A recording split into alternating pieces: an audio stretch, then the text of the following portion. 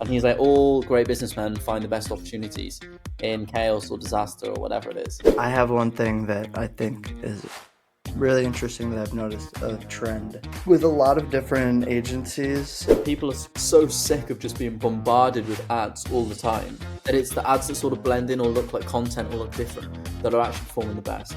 Quit your job right now. Like, what are you doing? Don't just quit your job. Like, have a plan.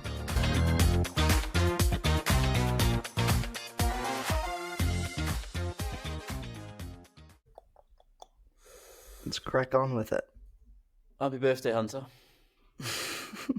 Thanks, Dads. What else would I be doing on my birthday?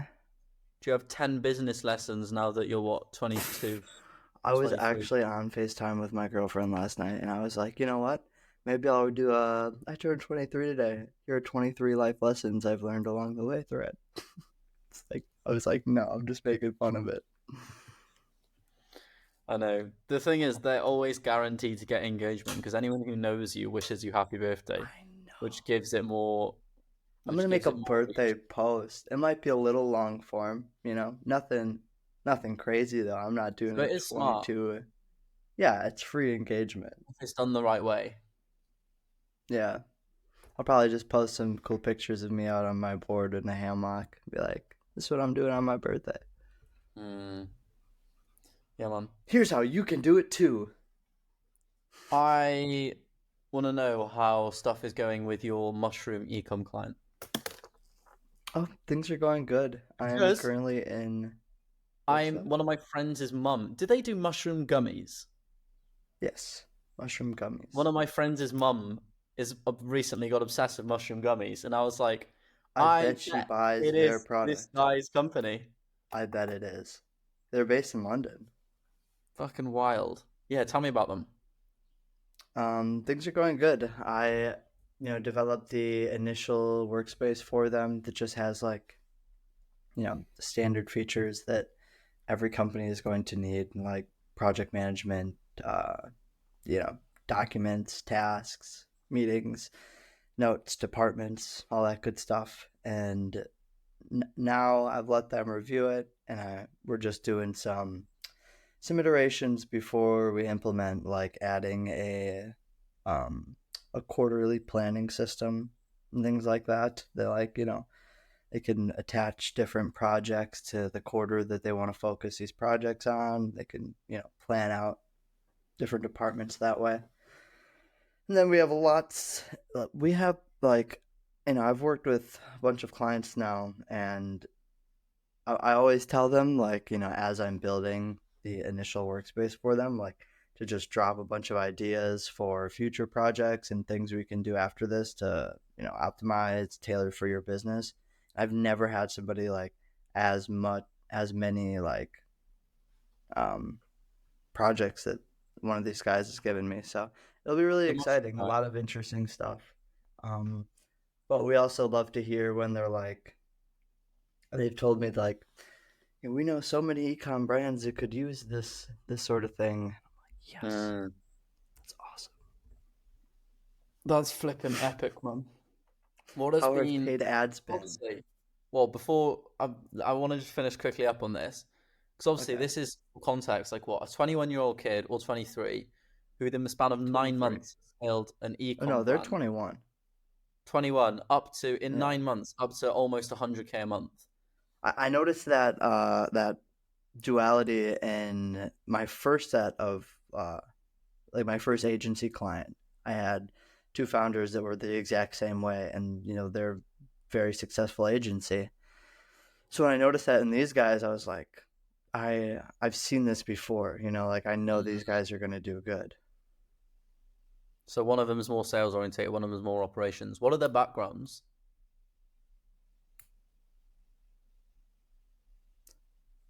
I think they did tell me what they did before, but I'm drawing a blank.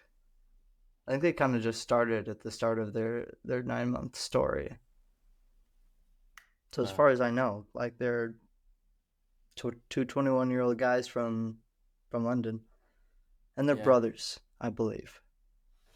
I think the having being co-founders of different skill sets is huge because like the last guys I was running the business with, who I'm still very close friends with, one of the issues is definitely that we all wanted to do the same jobs because we're all like Mm-hmm. copywriters, sales guys, marketing Right. guys. And Right. so And that's I sort of yeah. did a bit more of the system stuff because I like it a bit more. Dill sort of did a bit more of the accounting stuff because he prefers, like, he's a bit better with that. Um, but in general, we just had a massive overlap in skill set. And so, like, every single task, it's not like, oh, you're obviously going to do this one or you're obviously going to do that one. It's like, oh, who Uh-huh. wants to do this then? And it's like, oh, no one really wants a shit job. No one really. Whereas, like, yeah, I can see the power if you are clearly split. It's like, oh, this is a creativity sales job. You go ahead and do that. Oh, this is more operation systems. You go ahead and do that. And you almost Yeah. don't need to delegate. It's almost given. You'll only have like a few tasks in the middle. Which is why, like, it was the same like the company, two companies I worked for before. One was a 9 to 5. It was a couple, and he was like super visionary sales, and she also, his wife, was really really good at like copywriting and this sort of thing. But she was a bit more conservative, a bit more systems, knew how to do accounting, all of this sort of thing, and so they balance each other quite out, which I feel is why like some people say that actually couples or couples can make good business partners sometimes because they naturally have slightly different skill sets. I mean, I've never heard that about couples particularly. I feel like I've always been told the opposite. But I mean, I guess Really, that's not true. It really depends who you talk to. You know, I what look at book you Alex and Layla read. Hormozy. Right. Because, yeah, I was just going to say that example. It really comes down to like what book you read. Who are you taking advice from? That, you know? But like it makes sense. And in terms of like having that overlap, yeah, they definitely don't have those sorts of issues. But I, yeah, I've been guilty of trying to make that fit as well, but it just works the best when you have differing skill sets where it's very clear who's going to do what task because Yeah, things just get messy. But yeah, do you have any other questions about you know that's that? probably everything to be honest. As for the paid ads, Uh, as you ask, going back to yeah, that how have they question, been? I got hit with my first ad rejection. So had one ad which was performing awesome. When CPA you cut say by ad 70%. rejection, you mean Meta just says we don't like it. It violates our policies, and oh, it's dude, weird because this ad's been running fuck for that. ages, and it's the best performing ad at the moment. See, I mean, all of a sudden it's Mm-hmm. just like, nah, sorry, we don't like it, and there's no real clear reason why. It's they've run it before in the past, so that's been a bit annoying. And then because of that, CPA has gone up a little bit. So I've just been in the process of making a bunch more creatives essentially, and then just letting those run. So I'll be able to know within the next week, next few days, how those go. And then on the other ad front, just making loads of. I haven't got the other campaign for a different client live yet. Just making the ads for it basically.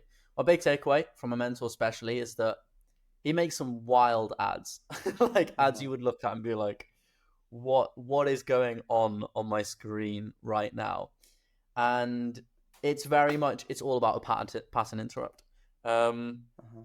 Pattern interrupt is a huge thing, and the other thing is making it not really look like an ad that much. Like if it just looks like a Right. polished, regular, clean ad, people just sort of go past it. So there's a big philosophy around ugly Yeah. ads at the moment, and this is the best performing ad from the last one. It was the ugly ad. It was the ad which he just filmed like in a few minutes, just like with his phone on the screen, talking through. There's not even a real hook or anything, but because Mm-hmm. it's so raw, and because the like industry now, like people are so sick of just being bombarded with ads all the time Mm-hmm. that it's the ads that sort of blend in or look like content or look different that are actually performing the best. Um, so yeah, we'll see. It'll be interesting to see how it plays out. With the other creative front, the other thing I'm doing is testing out AI images. So I've Mm-hmm. been testing Leonardo.ai.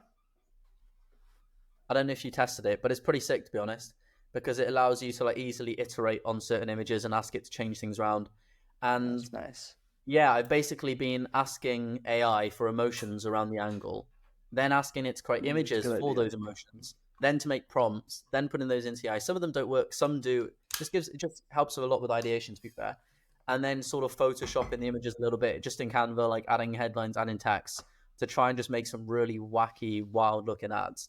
So I Hmm. should be able to tell you next week or potentially the week after that how those AI image ad works, AI image ads work, because I've never tested those before.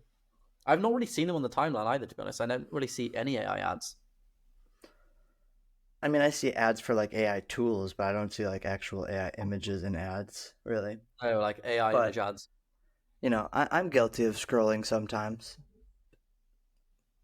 Sometimes I'll be on YouTube and they do it on purpose. They're ruining this platform. Sorry, but I'm gonna say it. Cool. Because when you search something, or even if on your home screen, computer or your phone, like you'll have shorts on the top fold. Like they want you to click into those shorts. And you know Yeah. what? Those thumbnail creators of those shorts are good. They're good. So it's like I think I'm thinking of Instagram more of, but like you when you're scrolling, we've just been so conditioned at this point. If we see an ad, we already know, and we're gonna swipe past it. The ones that catch my attention But are when I are you? don't know it's an ad, but then I get Yeah. a feeling that it might be, and on the bottom I can see it says sponsored, but then I'll keep watching and be like, why did I like?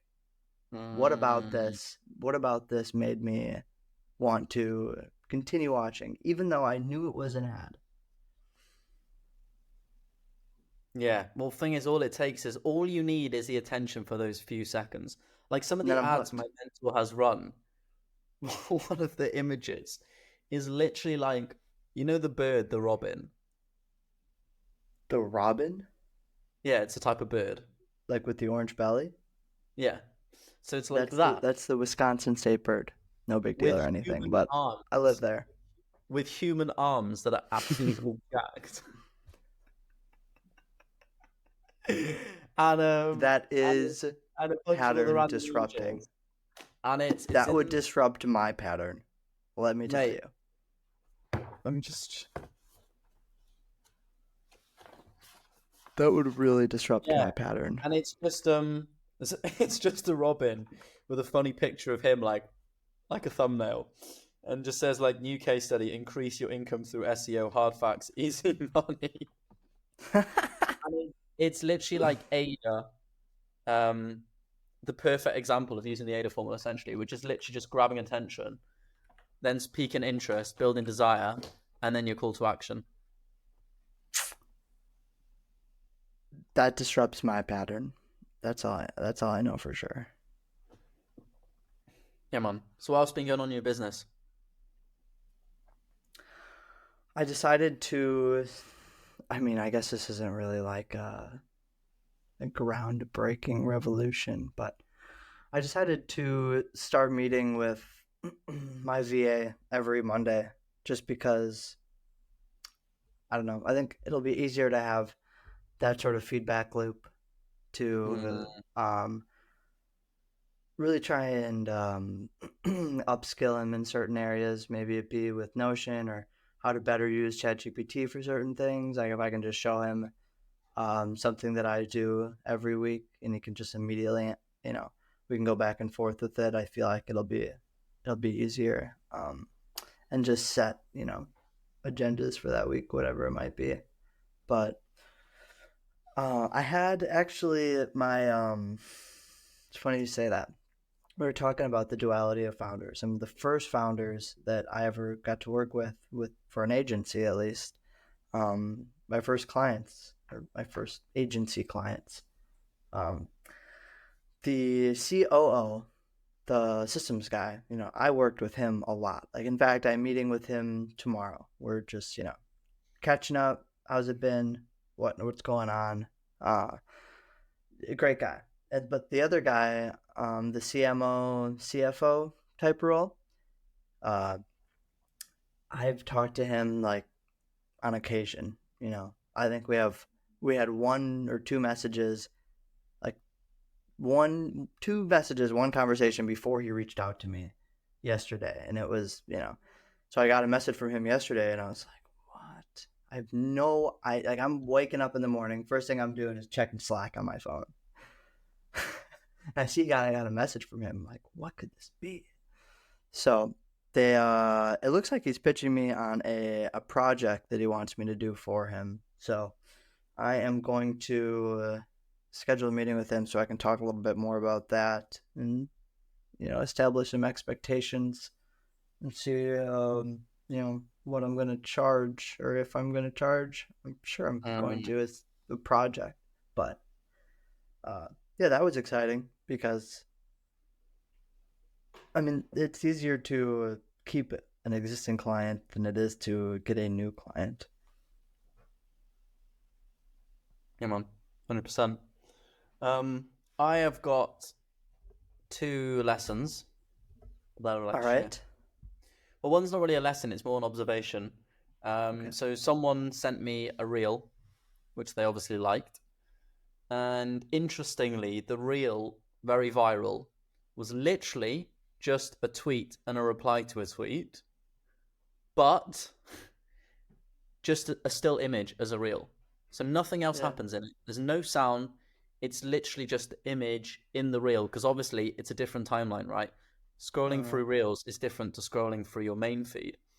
So lesson there is obviously getting creative with formats is always a good way to pattern interrupt and to get extra engagement on social media. It's like when people were screenshotting tweets and putting them over to Instagram or LinkedIn and vice versa, or even so finding whatever platform you're currently using, I think it's always a good idea to ask yourself, is there a way to sort of create some sort of pattern interrupt just with the format? Like the content could be exactly the same, just mixing the format, and that can significantly change how that post performs. Because literally all they've done to this is just taken a tweet, and instead of putting it as an image, it was probably an image before and then it went viral, but then they've turned it into a reel and it's probably gone even more viral because obviously reels are being pushed more. I So mean that's lesson one. that's a good, just like there's proof of concept there from Twitter, reformatting it in a good way. But you're right. Like I feel like even LinkedIn, YouTube, any of the platform with posts or shorts, like pictures, quotes of tweets, like people love that. They eat that shit up. I don't get it. I mean, I do too, but It's a pattern I do get interrupt. it. All it is a Yeah. pattern interrupt. It's something that they're not used to seeing, which obviously gets your attention. It's like if a Yeah. guy turns up, if you look at a crowd and some guy's wearing like a peacock hat, you're obviously going to look at the peacock hat first, right? If Yes, your feed is that full is a of good all the point. same reels and one of the reels looks like a tweet, you're gonna be like, "Whoa, what's this weird format?" And you're gonna look at it more closely. That's true. The other lesson then, so there was a period when I was switching from coach to more freelance business, Right. and I was just sending just loads of outreach every day, like at least like three, five. And one of those, sometimes I would like find like an application for a certain role what they needed. And there was one that I literally spent ages on, probably like 4 hours, like making the proposal as good as possible and sending it off. And then I remember not that was this was probably back in May, and I remember not hearing about them for literally ages. And I was like, well, I've that was a waste of a day. Like I was like, at least I've done it, but ultimately it felt kind of pointless. I haven't really done anything. And then Mm-hmm. literally like 3 months later, 3 months later, it they messaged me literally yesterday, and they were like, "Hey man, sorry this is taking a long time. Like we thought we could fill the role in house first, but haven't been able to anymore. We'd love to have a chat with you. Here's a call link." And so I booked in a call, and I'm having a call Ah, with them yes, tomorrow. dude. I love that you're learning But this because, like, it I deal literally with this just shit. it just goes to show the creating your own luck, right? And also, this ties into I'm reading great book. It's the letters from Rockefeller to his son. You know, the oil titan, Yeah. and he taught it's the perfect bedtime reading. It's like little insights of wisdom, and he talks all about planning his own luck. And this, I think, it's a Does he perfect end the example. letter A with lot of us like, "All right, good night, love you"? Like, is it really cute? it does say love at the end, which is quite sweet. Nice, Um, nice. but like I just want to, it, if I'm gonna read this at bedtime, man, I want it it to just be teaches you nice. nuggets of wisdom when you go to bed, I'm gonna and want it's to feel good after it. to be honest, that's actually that might be the third lesson. I'll give three today. So the lesson from that is like when you're throwing out seeds in your garden, a lot of the Yeah. time it does just feel pointless. Like in the same way how like the turtles who have to run to the sea from the beach, over like 50% of them get eaten, right? Some turtles get into the sea and then they get eaten again, but some turtles make it all the way out. And so I think this goes just spending whatever it is you're trying to do, if you're trying to create an opportunities, just spending time doing the things which are going to help you get to where you want to do. Even if you're not getting results immediately, it's probably still worth it. Because look at that, 3 months later, and it was a good lesson because I was like, man, I would love this. I would love to work with this client, but I'm obviously never going to because I never got back. But the seed was planted, and that's the important part. And I I know think you do more outreach, so it's like probably yeah, there's so many, and I kind of go back and forth on this, but I think generally bigger companies move slower. So like if you're trying to work with bigger companies, sometimes that's just how it goes. Like it takes a while. And there are exceptions. I had a client that I signed earlier this year that he was like I think we talked on a Friday and he was like let's get started on Monday. And I'm like or like we met for the first time, I mean, on a Friday. And he was mad. like, let's get started on Monday. And I'm like, awesome. Rare that that actually happens. It's more often that like you meet with them, send a proposal, they review the proposal. All right, we're gonna need a few months to do X, Y, and Z, and you're like, okay, and then you just keep following up with them, and then eventually they're like, all right, we're ready. Um, People that are the best clients though often just hit you up immediately, like the econ brand. I think that was a pretty simple close, but I have a different econ brand that I've been in talks with for like a year and a half now. Fucking hell. Almost a year and a half now. I'm a member of their Notion workspace. They pay monthly for me to be a member of their workspace. And there's no contract right here. We've just talked. They said we're just going to push this off, but we want to do How it. big are they? They're doing at least 8 figures a year. Mad. That's Yeah, wild. I have access to their entire workspace, That's no contract. They crazy pay for wild. me to be a member of their workspace. Mhm. But I'm still waiting. Fucking crazy. The But last you know that makes. I'm gonna reach out to them now that you say that about plant the seed. yeah, right. I mean, it's been planted. It's a mighty oak growing. Let me tell you. Yeah. And I think the other lesson, some of this stuff just does take a while.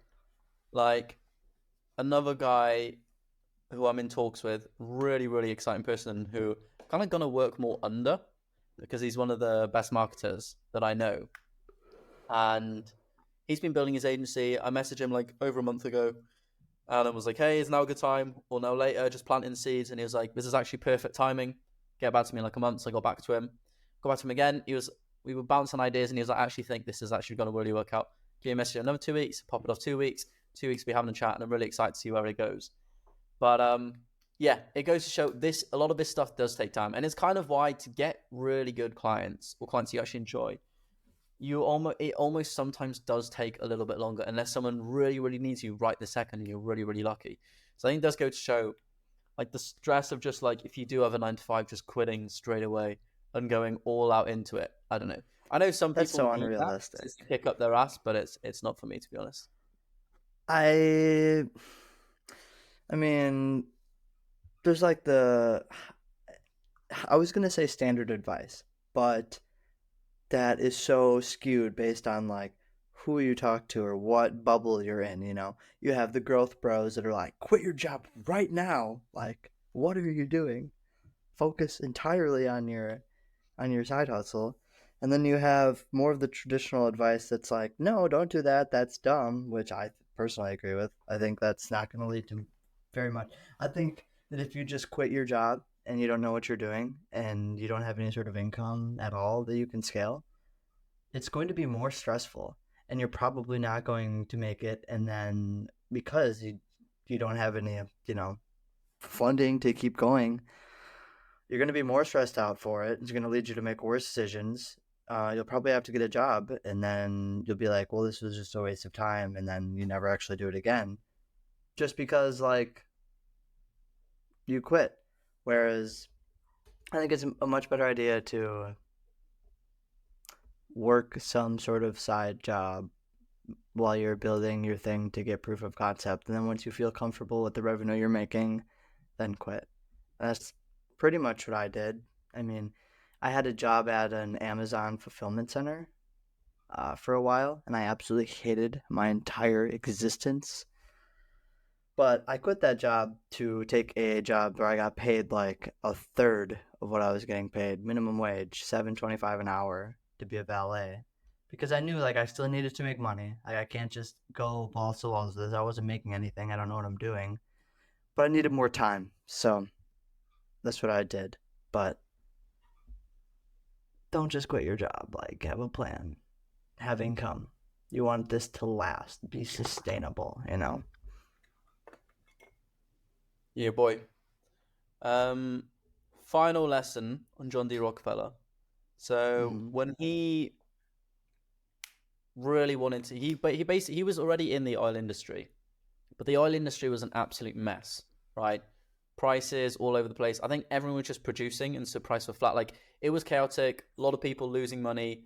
A lot of people going bankrupt. And so there's a quote where he's basically like, it's like the Littlefinger quote from Game of Thrones, which is chaos as a ladder. And he's like, all great businessmen find the best opportunities in chaos or disaster or whatever it is. And so he came up with this grand plan to basically unify and bring all of these oil companies under one banner.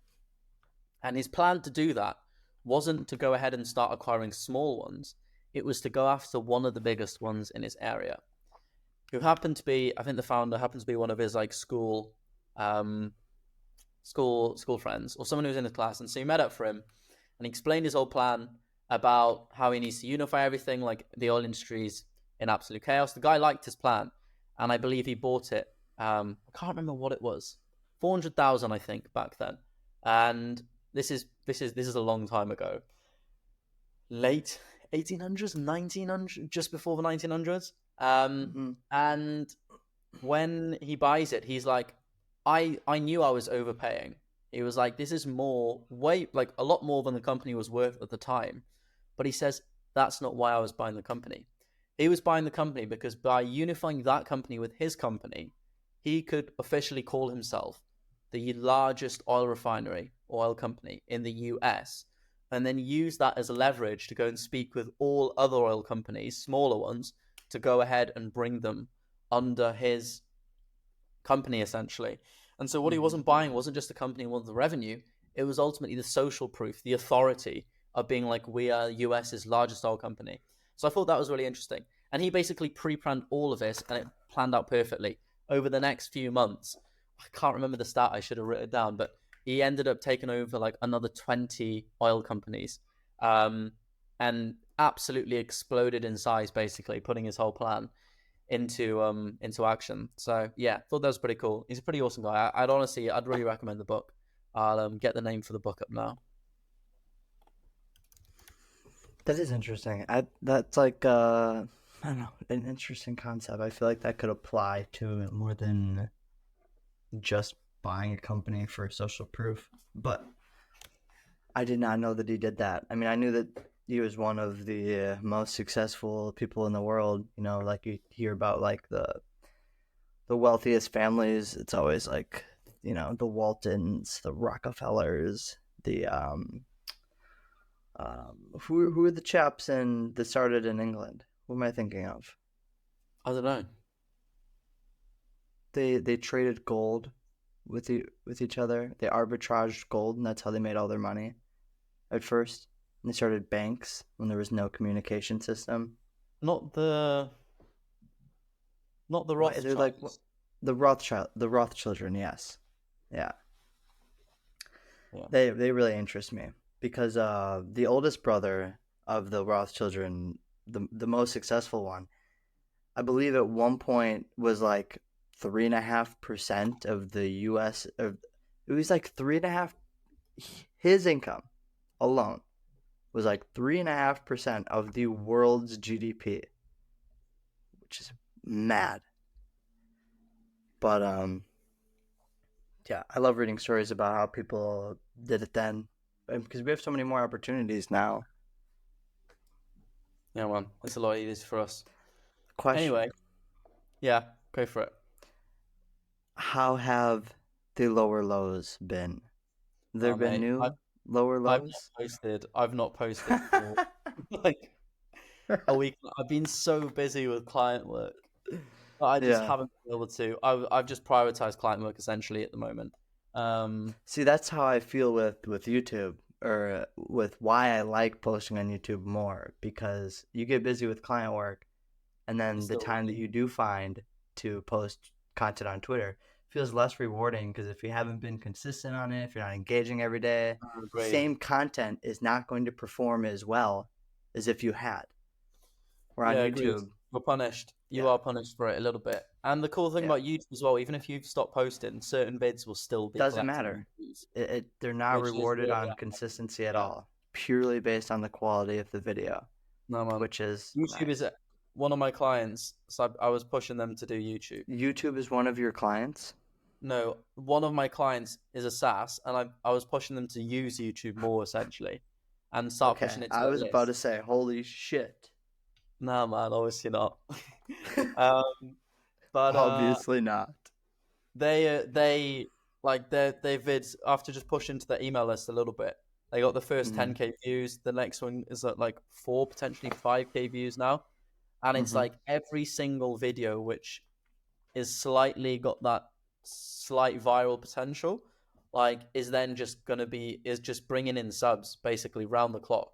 Like the piece of content is basically just doing the work for you because it just Mm-hmm. keeps bringing. I don't know. It's That's like what I we love. already know this, but it's so powerful, man. That's Yeah, what I love, because I check ConvertKit, and like I'm getting so many subscribers from the videos that I've made. Like it's amazing. I can see right here I've gotten, 8 subscribers in the last 7 days from YouTube, and 16 from Gumroad.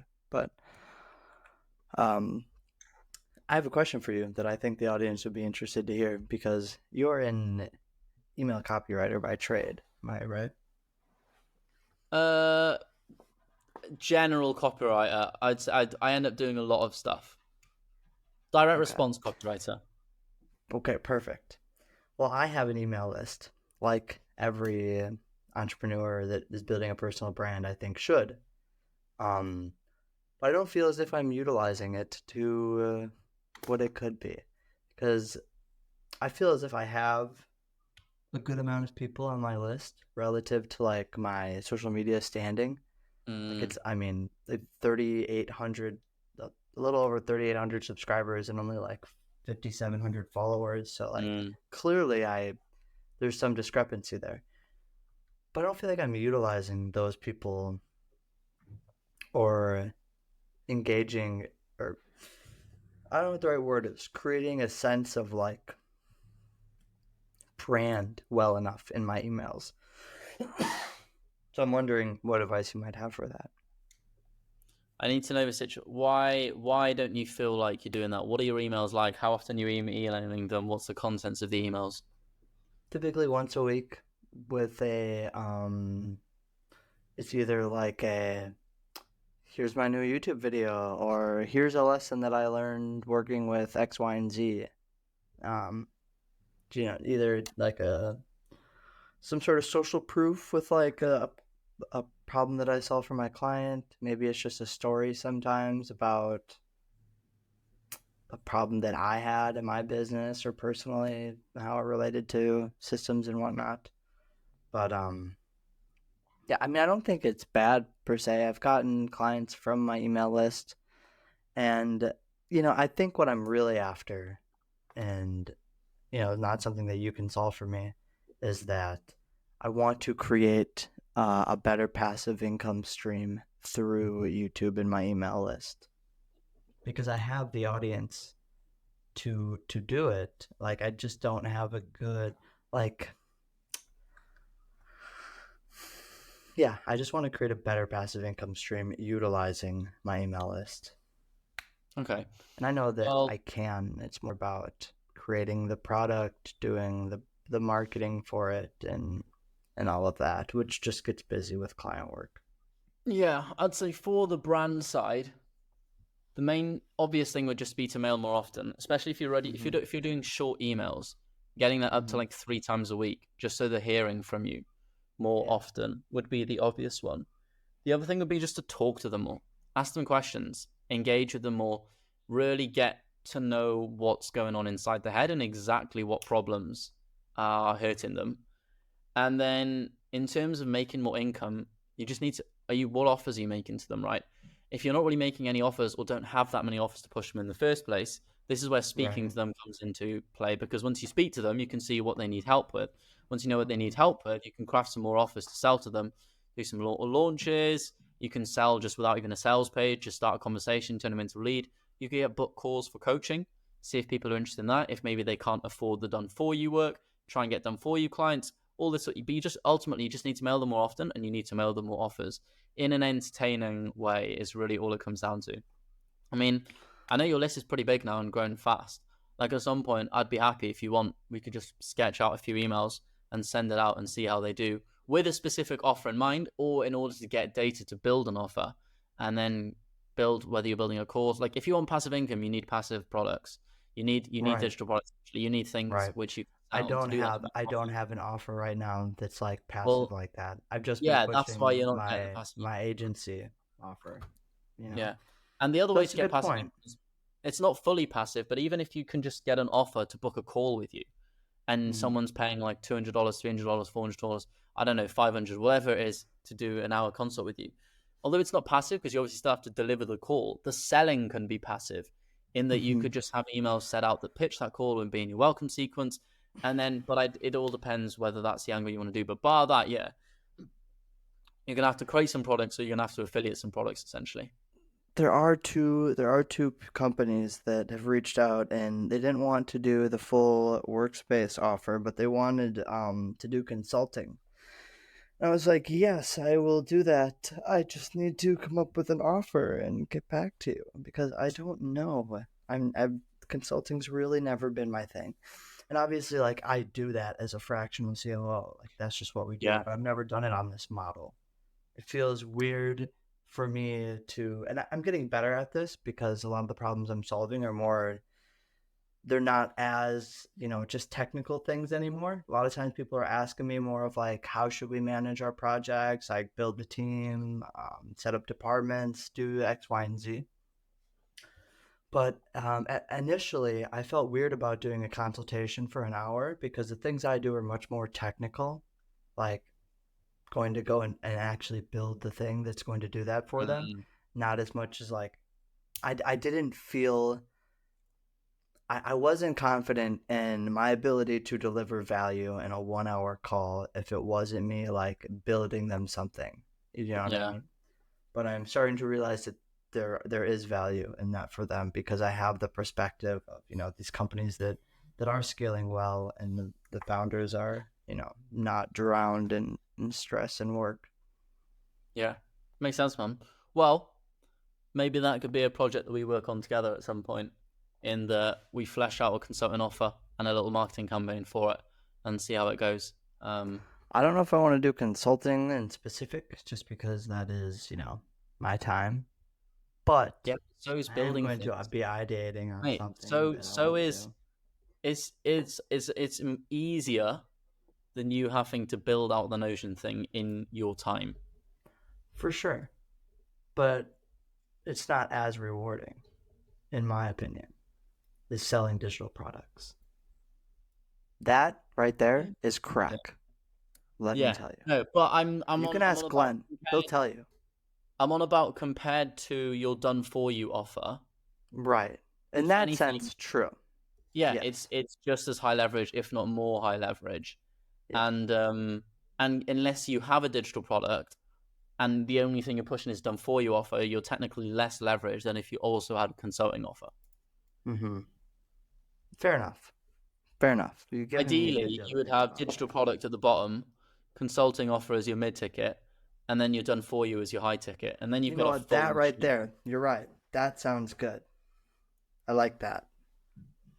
Can I have more than one low ticket product Mate, though? you can I have as like many as you building want, products. You can have as many low ticket products as you want, as long as they attract the right type of person who's going to want either the done for you or the done with you offer. Fair enough. You've given me a lot to think about there. I like that though. I like that. And it is your birthday today, so I It reckon we should is. wap it up. I got to shoot. Yeah. You got to shoot. Enjoy your day. Don't think about Thank work you. too much. Get your skateboard out. Enjoy the hammer, and we can take it from there. Definitely. All right. Sounds good, Tats. We'll see you next time. Awesome. And for anybody listening, thank you so much. We really appreciate it. Please rate us 5 stars, Thank you to the 2 subscribe, listeners review. currently Yeah, listening. thank you guys. We appreciate you too. You make my day. See you. See you.